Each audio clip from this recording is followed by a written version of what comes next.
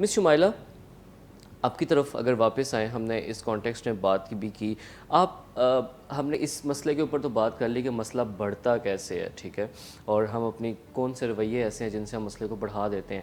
اب اگر ہم اس کے سلوشن کی طرف کچھ تھوڑی سی بات کر لیں کہ ہاں اب مسئلہ کیا ہے، وہ تو ہے، حل کس طرح سے کرنا ہے اس ساری سچویشن میں. لیکن جیسے مسئلے کے عناصر پہ ہم نے بات کی کہ ہے ماحول میں ہماری سوچیں اس کو بڑھا اور کم اور بیلنس رکھ سکتی ہیں، ہمارے رویے کیسے اس کے رانگ ڈائریکشن میں لے گئے. جیسے آپ نے کہا کہ میڈیکل کی تو سمجھ آتی ہے نا، جو میڈیکل ریکمنڈیشن ہے، جو سائنس اس کو بیان کرتی ہے، اس کو تو ہم سب کو فالو کرنا چاہیے.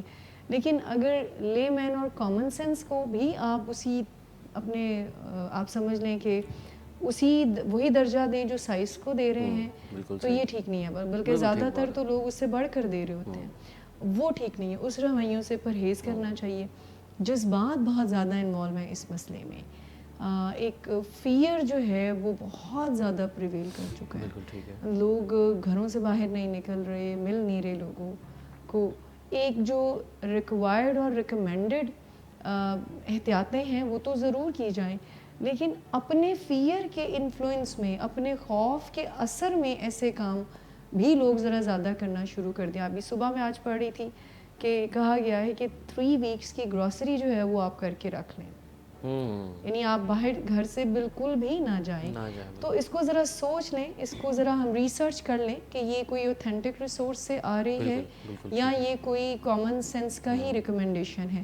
سو جذباتوں کو ہمیں ذرا سیٹل کرنے کی ضرورت ہے اس ٹائم پر، کیونکہ جب ہمارے جذبات بہت زیادہ انوالو ہوتے ہیں ہم سب کی زندگی میں، تو وہ پھر خرابی کی طرف ہی ہمیں لے کر جا رہے ہوتے ہیں. ایک انتہائی اہم بات جو مسئلے کو ہی بیان کرنے کی طرف ہم اشارہ کرتی ہے وہ یہ ہے کہ ہمارا جسم بھی پھر کچھ علامتیں دینا شروع کر دیتا ہے. ٹھیک ہے، یعنی ہماری فزیولوجی بھی پھر اس ڈر اور خوف کی وجہ سے کچھ سائن اور سگنل دینا شروع کر دیتی ہے.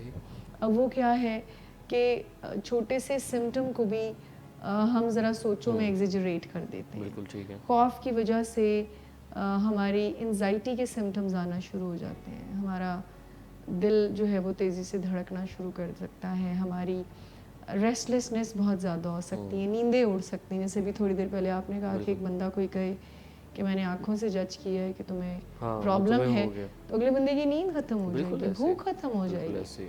سو فزیکل سائنس بھی پھر اکارڈنگلی چلنا شروع کر دیتے ہیں. آپ نے کہا ہمیں کرنا کیا چاہیے. سائنٹیفک اور میڈیکل ریکمنڈیشن کو فالو کرنے کے ساتھ ساتھ، بیلنسڈ وے میں فالو کرنے کے ساتھ، ہمیں کرنا یہ چاہیے کہ اپنی امیون سسٹم کو اسٹرانگ کرنا چاہیے. یعنی انڈیویجولی ہم سب کو کچھ ایسی تدابیریں کرنی چاہیے جس سے کہ ہماری امیونٹی اسٹرانگ ہو، ہمارا قوت مدافعت. یعنی رویوں میں ایسا کوئی چینج آنا چاہیے کہ جس سے ہمارا قوت مدافعت، ہماری خوراک میں، ہمارے لائف سٹائل میں کچھ ایسی چینجز لے کر آئیں ہم، جس سے کہ پریونشن جو ہے وہ اس کو ہم زیادہ یقینی بنا سکیں. کوئکلی اگر ہم اس پہ بات کریں تو اپنے ورک آؤٹ کو، یعنی ورزش کو، ایکسرسائز کو، اس کو انکریز کریں. اس سے ہماری امیونٹی امپروو ہوتی ہے. یعنی موومنٹ میں رہنا جس کو کہتے ہیں. بیٹھ کر سوچتے رہنے کی نسبت اگر ہم موومنٹ میں رہتے ہیں، جس کا آسان حل میں آپ کو واک اینڈ ایکسرسائز بتا رہی ہوں. میں جم ہارڈ کور ایکسرسائز کی بات نہیں کری، یعنی باڈی لیمٹس کو ایکسپینڈ کرنا جس کو ہم کہتے ہیں. کہیں سراؤنڈنگ سے بھی کر سکتے ہیں، بے شک بالکل گھر کے سین میں کر لیں، یعنی جہاں پر بھی موومنٹ میں رہنا. اچھا، پھر ہمیں گائیڈنس یہ بھی ملتی ہے امیونٹی کو امپروو کرنے کے لیے کہ ہم پانی بہت زیادہ پئیں. ٹھیک ہے، اور ٹھنڈے پانی سے ذرا پرہیز کریں. پانی پئیں، نارمل ٹمپریچر کا جو روم ٹمپریچر کا پانی ہے اس کو ہم زیادہ استعمال کریں. ڈرنکنگ ویسے تو بالکل بھی نہیں کرنی چاہیے، لیکن خاص کر کے یہ کہا جا رہا ہے کہ ڈرنکنگ سے پرہیز کرنا چاہیے، اس سے چانسز بڑھ سکتے ہیں.